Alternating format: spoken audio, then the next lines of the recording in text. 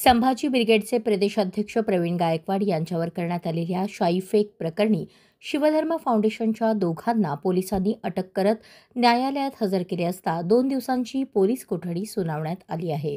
दीपक काटे आणि भवानेश्वर शिरगिरे यांच्यावर अदखलपात्र गुन्हा दाखल करण्यात आला होता। मात्र पोलिसांकडून BNS कलम 118/2 हे कलम वाढवण्यात आले आहे, त्यामुळे आता हा गुन्हा दखलपात्र झाला आहे। प्रवीण गायकवाड यांच्यावर शाईफेक प्रकरणी प्रतिबंधात्मक कारवाईसाठी ताब्यात घेतलेल्या शिवधर्म फाउंडेशनचे दीपक काटे आणि भवानेश्वर शिरगिरे यांना अक्कलकोट पोलिसांनी अटक केली आहे।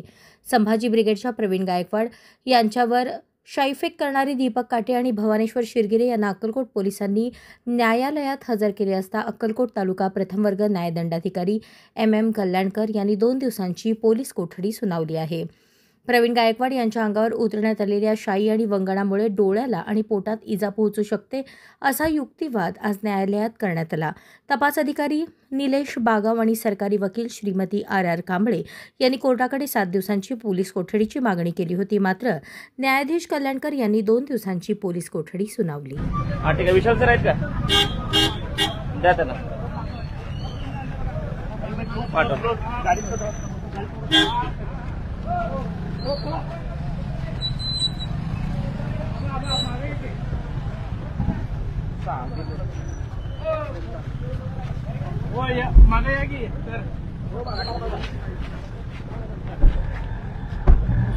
सौरभ क्लोज जा सौरभ।